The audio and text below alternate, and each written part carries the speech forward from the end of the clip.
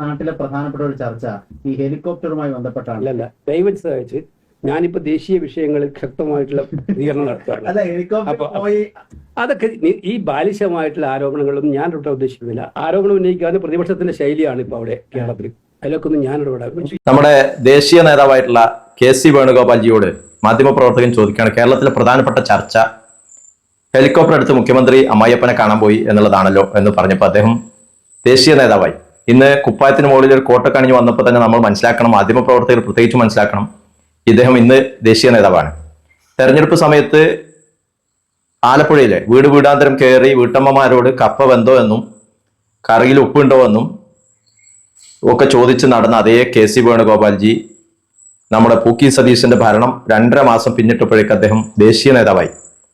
അതിന്റെ കാരണം എന്താണെന്ന് ചോദിച്ചാൽ, കേരളവുമായി ബന്ധപ്പെട്ടുകൊണ്ടുള്ള ചോദ്യങ്ങൾക്ക് മറുപടി പറയാൻ കഴിയാത്ത അത്രയും മാത്രം വഷളായിരിക്കുകയാണ് കേരളത്തിലെ ഭരണം.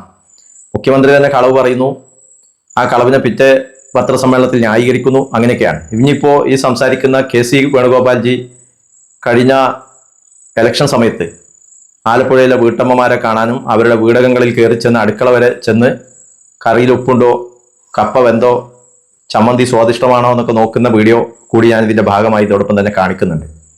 അപ്പോ മിക്കവാറും എല്ലാ കോൺഗ്രസ് നേതാക്കന്മാരും ദേശീയ നേതാക്കന്മാരും സാർവദേശീയ നേതാക്കന്മാരുമായി പ്രാദേശിക വിഷയങ്ങളിൽ നിന്ന് പടയെ അകന്നു പോകുന്ന ഒരു സാഹചര്യമാണ് ഇപ്പോൾ കാണുന്നത്. കാരണം ഈ ഭരണവുമായി ബന്ധപ്പെട്ടുകൊണ്ടുള്ള പരാജയങ്ങളാണ് ഈ ഒരു പ്രതിസന്ധിയിലേക്ക് അല്ലെങ്കിൽ ഇത്തരം ഒരു പരിണാമത്തിലേക്ക് കോൺഗ്രസ് നേതാക്കന്മാരെ എത്തിച്ചിട്ടുള്ളത് എന്നുള്ളത് ഒരു വസ്തുതയാണ്. പൂക്കി സതീശൻ ഗവൺമെന്റിന്റെ ഭരണകാലത്ത് ഇവിടെ വെള്ളപ്പൊക്കത്തിൽ ജനങ്ങൾ ദുരിതം അനുഭവിക്കുമ്പോൾ മുഖ്യമന്ത്രി എടുത്തിട്ടുള്ള നിലപാടുകൾ നമ്മൾ കണ്ടതാണ്.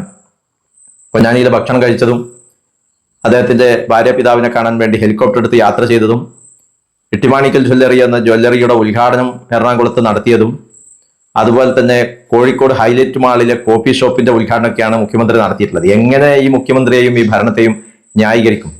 മാത്രമല്ല, ഇതൊക്കെ പറഞ്ഞതിൽ നിന്ന് മാറ്റി മാറ്റി പറഞ്ഞ് കളവുകളുടെ ഘോഷയാത്ര നടത്തിക്കൊണ്ടിരിക്കുകയാണ് മുഖ്യമന്ത്രി.